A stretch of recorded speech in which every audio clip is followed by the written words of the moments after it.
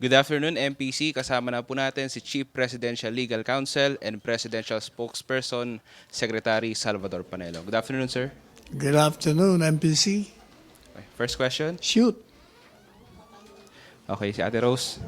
Microphone, please. Hi sir, good afternoon. Sir, wala po bang plano ang palasyo na ipa-review sa MMDA yung kanilang pinapatupad na provincial bus ban at saka yung yellow lane policy kasi po mas lalong tumagal yung oras ng biyahe ng commuters.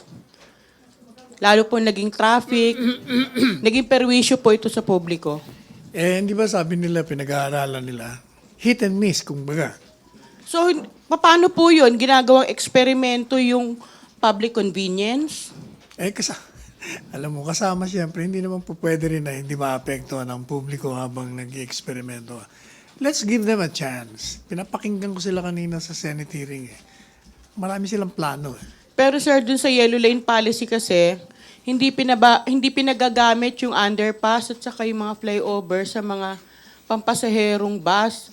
So hindi po ba ito parang paglabag sa karapatan ng publiko na gamitin yung mga infrastructure projects ng gobyerno na kaya itinayo ito para po gamitin ng publiko para sa kanilang convenience? Bakit sa private cars lang po ito pinagagamit ngayon ng gobyerno? Gaya ng sinabi ko, nag-i-eksperimento sila. Tingnan natin kung anong kahinatnan. And then, saka tayo gumawa ng hakbang.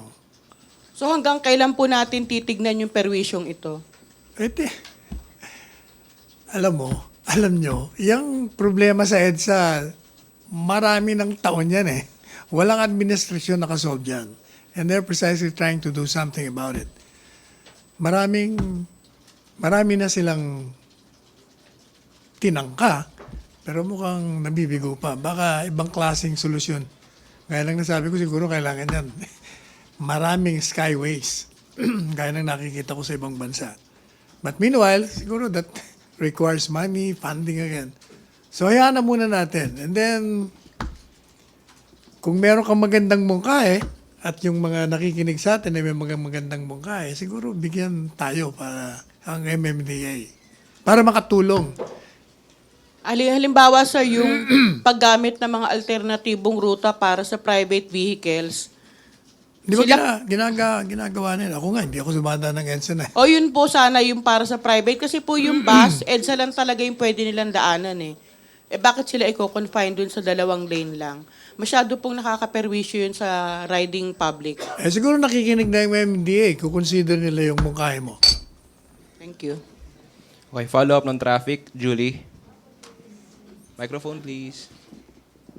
Sir, just a follow-up on what you said na is the government officially open to receiving suggestions from the public on how to solve the public Dati naman traffic tayong lights? open. In fact, pag may nagmumungkahe sa opisina kung ganyan, may sulat, binibigay ko kagad sa MMDA. At Should there be any... naasikaso naman nila. Yes, sir. Should there be any concrete suggestions from any concerned citizen? How will they send it to the government? Do you prefer that it be coursed through the MMDA or through the Office of the President, Wherever. DTR? They can send it to MMDA direct, they can send it to OP, they can send it to me.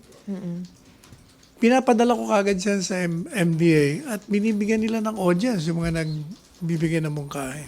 Thank you, sir. Okay, follow-up si Kuya Bombo and then si Joseph. Bongo, wow, you have a new name. Good nun, sir. Sir, sa mga lansangan, ang public transport ay priority. Agree? Siyempre, Ang EDSA ay isa sa mga pangunahing lansangan na dinadaanan ng mga public transport ng masa. So, di ba dapat ang priority dyan ay yung mga public transport? Agree? gaya na nga, alam mo, bumabalik na naman tayo. Pagbigyan na muna natin ng MMDA. Walang may gustong maabala sa EDSA. Lahat tayo naabala. In fact, we're suffering by so much millions. Kasi Billions pa nga given the time lost. we try 1 or 2 lanes for private cars in EDSA. Agree? uulit-ulitin lang natin, bumabalik-balik lang tayo. Let MMDA do its job. Pag wala pa rin magawa, o di hanap naman tayo ng ibang solusyon. We try. It's useless discussing these things na meron na nga silang nire-recommendaan, ginagawa nilang paraan. Tapos, hindi pa nga nagagawa. Eto na tayo, kinikriticize na. Antayin na muna natin. Be patient. Lahat tayo naman apektado eh. Okay, disagree. Thank you. Follow up po sa traffic, Joseph. So will the President, now mukhang klaro na malaki yung problema sa EDSA, will he now reiterate yung need for emergency powers? Kahit pa dati medyo na off na siya because of what some senators had told him. Pero given the circumstances now, do you think that I will it ask him. merits- I will ask him about Haba it. ng tanong ko. I will ask him. Okay. Okay, follow up. Wala na. Other issue. Atitina. Good afternoon, sir. Sir, meron na pong directive ang Pangulo o policy direction sa POGO operations? Yung offshore gambling hubs ng PAGCOR? Wala pa akong narinig na bagong policy niya. Unless na meron na silang pinag-usapan ni PAGCOR chief. Sir, ano pong response ng Malacañang dun sa part ng call ng Chinese Embassy o Chinese Ay, government? hindi ba nagbigay na tayo ng reaction doon? Pinapa-imbestigahan natin yung kanilang mga reklamo. Yung concern nila. So yung concern, more on concern ng Ang workers? concern yata kasi yung ng China, yung illegal kasi sa kanila eh. At dito pumapasok and then ang kliyente naman ng mga pumapasok sa Pogo ay puro mga Chinese. Sir, ang assurance na ang Philippines, although nag-ooperate o mag-ooperate ng POGO, will not be a country na cuddling yung money, mga involved sa money laundering activities. Eh, meron naman tayong monitoring dyan eh. Kung lumabag sila sa batas, they will be prosecuted. Okay, thank you, sir. Okay, follow up do sa Pogo. Julie. Sir, follow-up lang. Kahapon hiningin po kayo reaction about yung Chinese national na nahulog sa Las Piñas. You said yesterday that the government will not allow any abuses of Chinese nationals na nagtatrabaho dito. Given na it's not the first time that Chinese national has reportedly been kidnapped daw dahil sa utang, tapos ini-illegally detain. Mukhang nagkakaroon ng problema about sa reporting dahil natatakot yung mga Chinese nationals. Does the government feel na medyo tali yung kamay natin on how to run after these abuses given na medyo enclosed sila dahil Chinese national sila, they don't report, natatakot sila? Hindi naman, dahil yung isang yon na nalaman natin, hindi naman lahat sila takot na mag-report. May nagre-report din eh. Can you cite any concrete examples? I will have to ask the PNP chief on that. Sila may record niyan. Does the government Basta the police authorities respond to any report on abuses. Does the government plan to take extra steps to ensure na yun nga na abuses of foreign workers in the Philippines are reported and acted upon? Like stricter In monitoring? place naman yung ating mga security measures and laws. Thank you, sir. Okay, follow up. Other issue.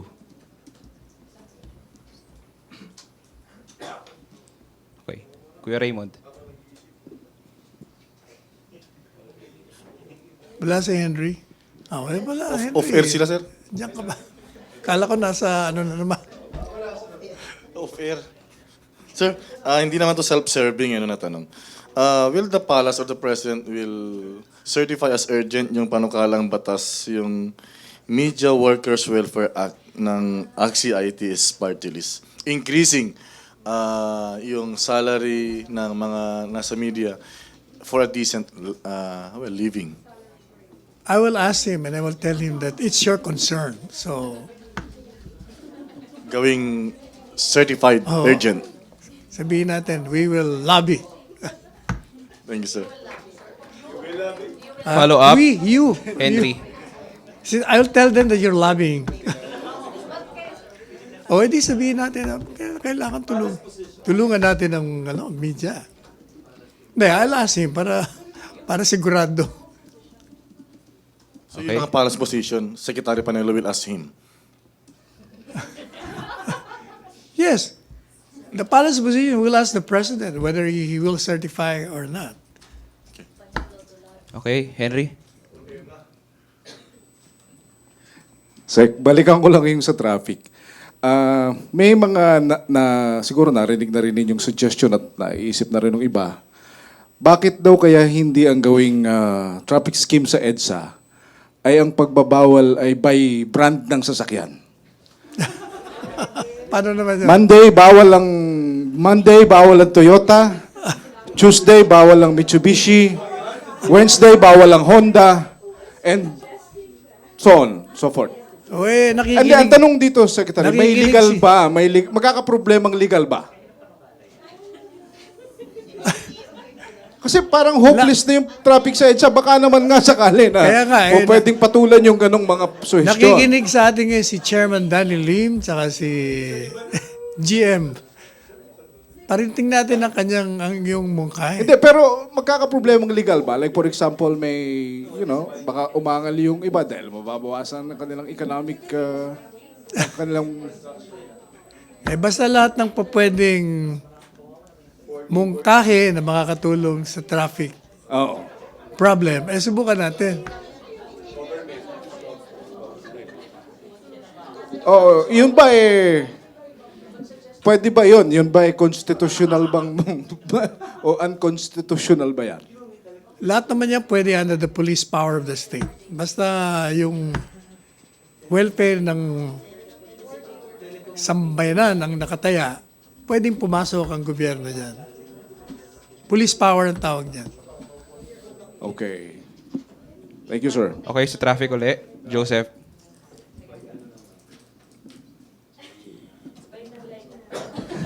By call. Sir, seriously, 4-day work week.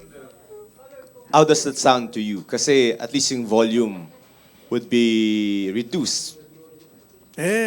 Narinig ko na rin yan, di ba? Parang they're studying that sa MMDA. Pero what do you think of it as a concept? Do you think that will help? Kahabaan mo yung oras. No, yeah, pero wala. Kahabaan mo yung oras kasi tatanggalan mo na isang araw, di ba? Correct. What do you think of that concept? To reduce the number? I'll study. I'll study it. Oo nga, hindi ba?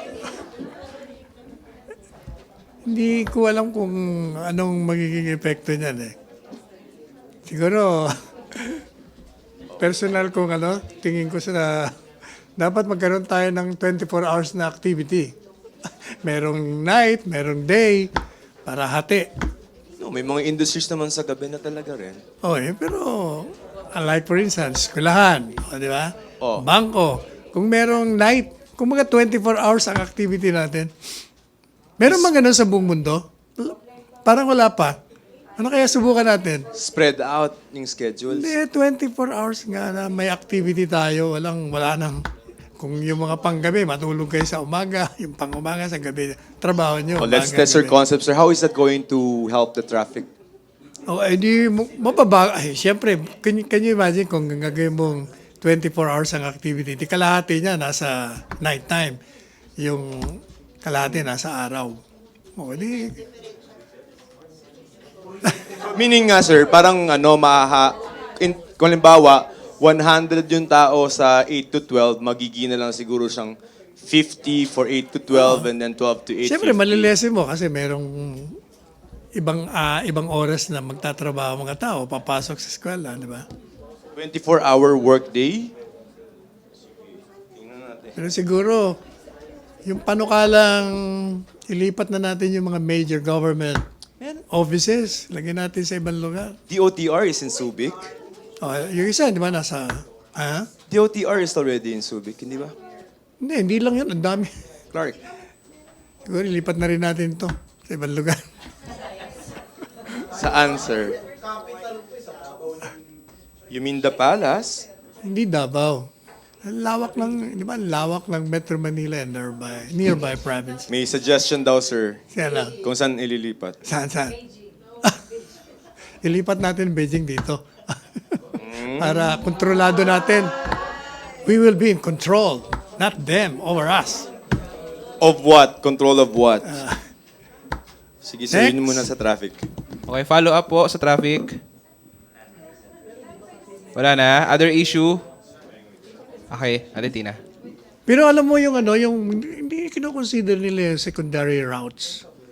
Na, hindi, ang ibig sabihin, like yung mga private cars, o kaya jeepneys, ibang dadaanan, hindi lang EDSA. Kung baga, tatanggalan mo ng volume ang EDSA.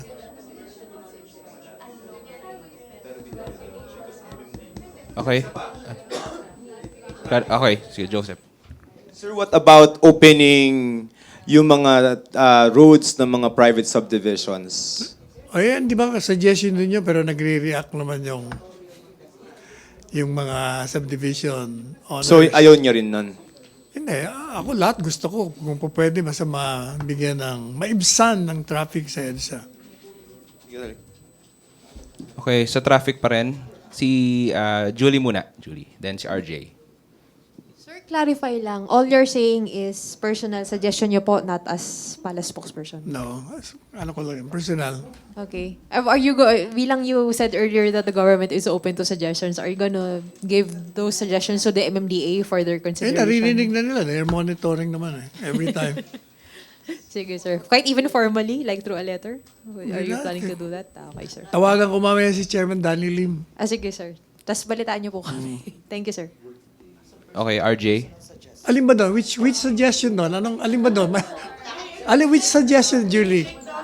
Ano ba yung suggestion? Which are you referring to? Hindi, yung suggestion na binanggit ko. Sir, alin dun, sir, yung personal nyo? Everything? 24 hours? Lipat mo yung government agencies to other places? All of those are Hindi, your personal yung paglipat, di naman sa akin. Ang original ko yung gawing 24 hours. Okay. O yun, sabihin ko kay Presidente, ano kaya ang gawin natin? Tapos sir, just another clarification, you also mentioned na ililipat, di ba? Where do you want it transferred? Kanino ko bang, narinig ko lang yan sa isang senador yata. Kasi sa DOTR, they've transferred to Clark, di ba? So you also wanted transferred to Clark or elsewhere outside of Metro Manila? Hindi ko suggestion yan Okay, sir. So, 24 hours lang. Thank you, sir. Okay, RJ. Sir, clarify lang. The palace is open to public suggestions. Well, syempre, Correct. the government should always be open to Okay. any suggestion that will improve whatever problem the government faces. After all, we are in a society. And each one is part of the whole. All right, sir. Sir, another issue. Foreign Affairs Secretary Locsin. Traffic muna, traffic. Okay. Sa traffic pa po, meron pa? Wala na. Okay, other issues si RJ. Sir, Secretary Locsin has banned Chinese survey ships from conducting research in the country's Dati na yata yun, di ba? EEZ. Yes. Dinagdagan niya lang yung Yeah, listahan. dinagdag niya yung China, sir. Does the palace oppose that move? No, basta kung ano yung sinabi ng department, yun ang policy ng administrasyon unless the president makes another policy statement. Thank you, sir. Okay, may follow-up po doon. Other issue. Okay, Tina. Sir, may call si Secretary Anyo na i-restore yung anti-subversion law. Anong opinion niya doon ng palasyo? Hindi ko pa alam ang magiging opinion ni Presidente. But I will ask him when we meet. So, in Kasi view- that was already repealed, if you remember. But ang concern yata nila is yung mga bata. Yung mga bata, Nare-recruit. sir, na nare-recruit. Tapos sa US daw, hindi naman yung Anti-Communism Act ng US, hindi rin naman na-repeal pa. Tapos, syempre, sir, dito sa Duterte administration, yung si Pangulo hindi na naniniwala kay Joma, tapos Let's see. All I about think communism. that suggestion requires study also. thank you, sir. Okay, Pia. Pia, then Joseph. Sir, may suggestion din si Senator Bato de la Rosa to step up yung police visibility inside campuses to prevent yung recruitment umano ng mga communist groups sa mga estudyante. Payag po ba ang palasyo doon? In UP, meron silang agreement na hindi makapasok unless merong coordination with the authorities. Siguro that can be a model kung gusto natin pasukan. So, you're wanting, pwede silang pumasok basta meron silang coordination with... No, that is not the policy of the palace. Sinasabi ko lang na pwede yan. Those concerns will have to ask the president kung anong talagang policy stand niya ron. Pero in the first place, sir, do you see a need for the police to go inside campuses to address yung problem, if there is a problem on that? I wonder kung the presence of police will stop the recruitment because recruitment are usually done in secrecy. Yan. That's my response. Sa inyo, sir, sa palagay ninyo? Ang presence ng police can prevent any crime being committed inside the campus. Pero recruitment, I don't think na it will solve. Is the palace concerned, sir? Una-una, recruitment doesn't even have to be in schools. But is the palace concerned, sir, about this supposed Yes, of course, we are recruitment of concerned, students? especially because the parents are saying that some of their children are suddenly missing, and then later on, nalalaman nila na nandun na pala sa bundok, or namatay na, o napatay na. Yeah, we are. So, Okay, may follow-up. directive po ba si Pangulo tungkol dito, sir? Wala. Sa parting yan, wala. Wala akong alam na meron. Siguro ang suggestion natin sa mga parents to tell their children that that ideology has long passed and is passé, and they should not entertain joining any kind of subversive organization for their own sake. Sir, what's your message to the students on this, sir? Yeah, that's my message. Yung message ko sa parents. Thank you, sir. Okay, Joseph. Sir, do you share the assessment of maybe Senator Bato and Secretary Anyon that there is widespread recruitment of students to become members of the NPA? I will defer to the National Security Advisor kung meron siyang ganong finding. He did say yes. Sa hearing, sir, kanina, sandali, ayan. Nasa 500 hanggang 1,000 mga kabataan daw ang nare-recruit sa pamamagitan ng mga grupong affiliated sa NPA, meaning the legal fronts. So there is a recruitment that's happening. Baka ibig nila sabihin maraming sumasama dyan sa mga leftist organizations. On their own volition, sir, no? Siyempre. Hindi ko alam kung on their own volition. But given the idealism of the youth, I've been a youth myself, alam mo naman mga kabataan gusto nila ng aksyon, madali silang maingganyo na gumawa ng something noble for their country, and if they feel na kailangan sumama sa isang organisasyon to do that, they will. And that's not wrong. Which one? The joining of these organizations. Joining leftist organizations that are identified to overthrow the government, it's wrong. Sir, I think the proposal, yun pong to revive the ROTC? anti-subversion law.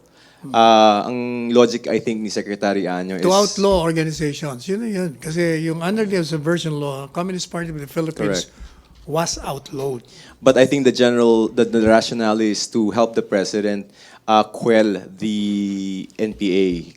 Parang stop mo yung recruitment and then you will have the anti-subversion law. But do you think that's an outdated proposition, sir? It requires study. Okay. No, is there something wrong with joining left-leaning organizations? As I said, if the left-leaning organization is found to be allied with organizations that are subversive of our democratic society, then it becomes wrong and illegal. Okay. Follow up si Kuya Raymond and si Julie. Microphone.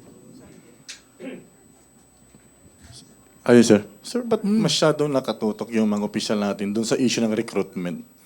And ang dapat nilang pagtuunan dapat, di ba, yung social ills na siya nagiging mitsa at ningas ng recruitment. Kasi kaya dun na namumulat yung mga kabataan sa mga problemang panlipunan.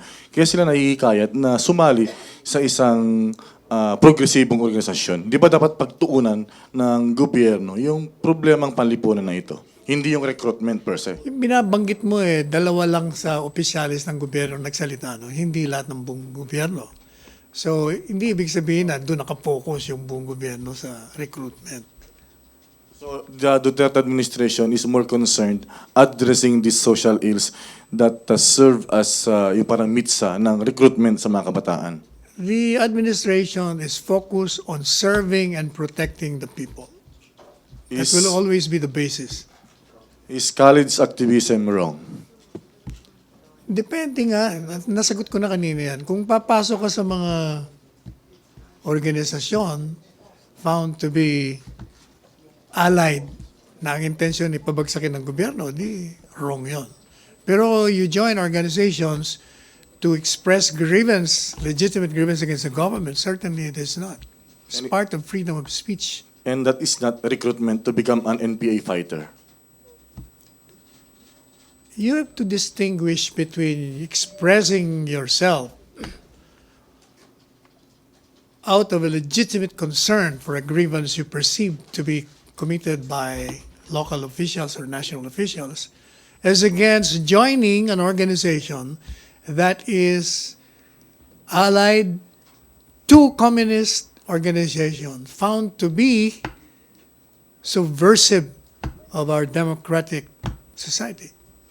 Pero sir, yung issue kasi ng allied to left-leaning or communist is medyo masalimuot kasi ganun talaga yung sistema sa realidad. We tend to ally with other groups, organizations because we have the same enemy. Not necessarily. Marami rin organizations na hindi allied sa left. Pero they're still going the streets, demonstrating. Maraming mga human rights groups. Even civic groups, sumasama na rin dyan. Thank you, sir. Okay, Julie.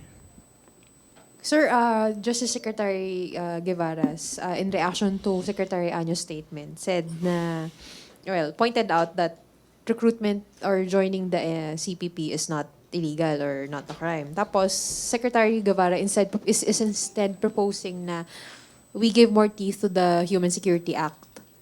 How do you welcome that statement, or how do you? Yeah, they've respond been to that? saying that we have to put more teeth on that. I think that should be addressed to the lawmakers because they're the ones legislating the laws.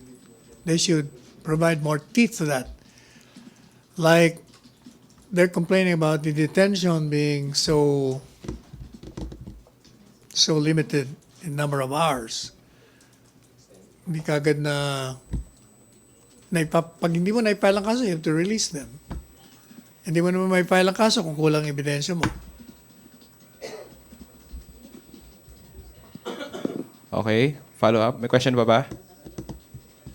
Okay, last question na. Last question na tayo. Okay, si Pia, Joseph, and si Miss Vance. Sir, last July, President Duterte said that he, aside from the 64 customs employees na tinanggal niya, meron pang susunod na 100. Sabi niya? May update na po Wala ba? pa. Wala pa siya sinasabi. Pero can we assume that there's case building going on Ay, before he... Oh, sure, definitely. Specify. Kung yan ang sinabi ni Presidente, meron yan. May, ano ba sir, meron na bang nabigay na details si President Duterte sa ang mga offices or ano po yung mga naging... Wala. Wala issue siyang nila? binabanggit pa. Alright. Thank you, sir. Okay, Joseph. Sino? Oh, Miss Vance daw muna. Sige. What's fuck up?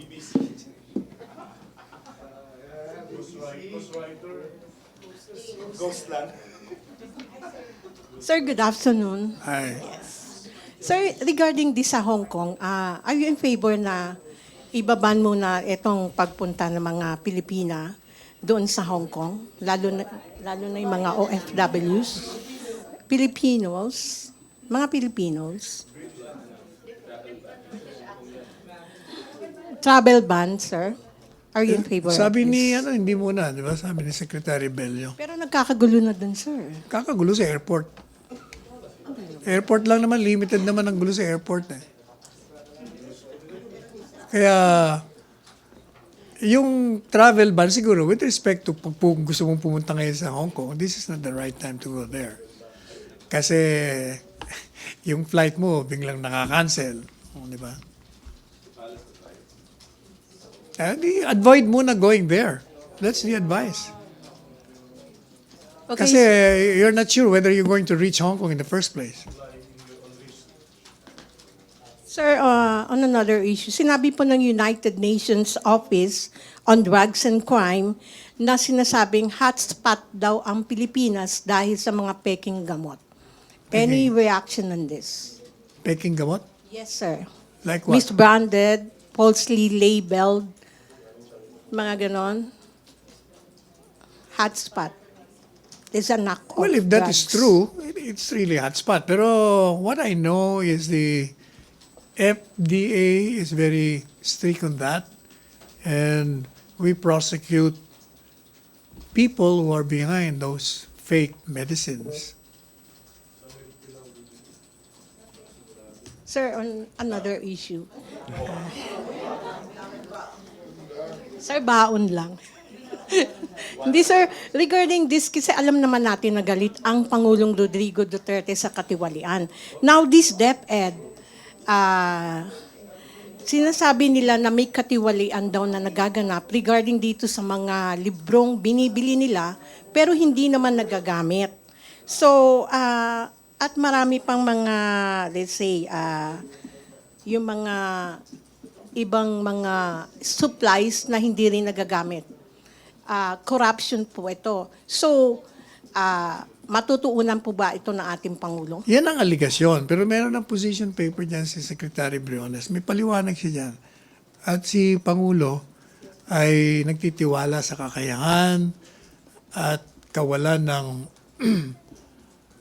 korupsyon pagdating kay Secretary Briones. Okay. Si Joseph, last na ba tayo kay Joseph? Okay, last question na si Joseph.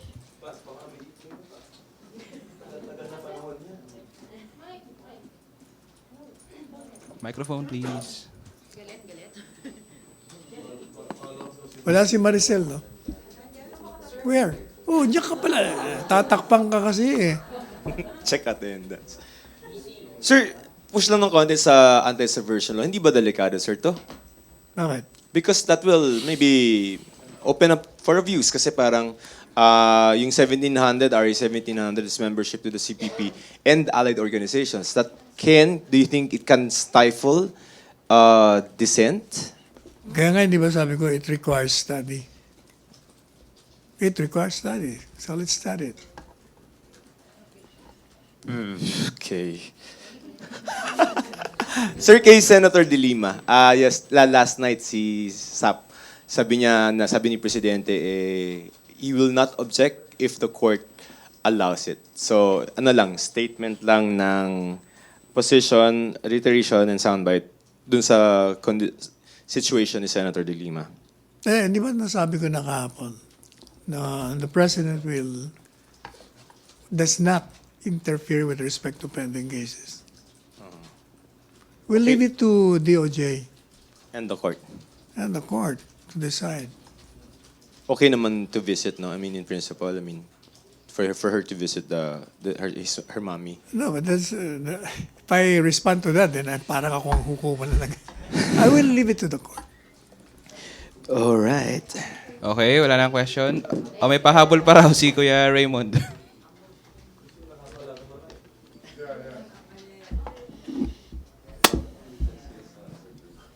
Sir, last, quick lang. May timeline ba yung pag-desisyon ng Pangulo o pagbabalik ng Dengue vaccine laban sa dengue dahil on the trend ay tumataas pa yung bilang ng mayroong dengue cases sa buong bansa. So may timeline ba kung Basta kailan? ang sabi niya, papakinggan niya kung ano sasabihin ng mga eksperto, ng mga doktor. May ilang buwan pakinggan. Hindi natin alam. Kasi depends on the doctors. Merong mas maraming doktor yata ang nagsasabing ibalik. Merong ilan na nagsasabing wag. Isa, dalawa yata parang narinig ko nagsalita. Anong message nyo kay Fauci Pacosta? Hindi naman doktor yun. Kaya nga, any message kay Fauci Pacosta na... Si Pao Acosta, ginagawa niya yung trabaho niya bilang abogado ng mga biktima. Okay. Wala na? Okay. Thank you, Thank MPC. you. Thank you, Secretary Panelo. Back to our main studio sa PTV at sa Radyo Pilipinas.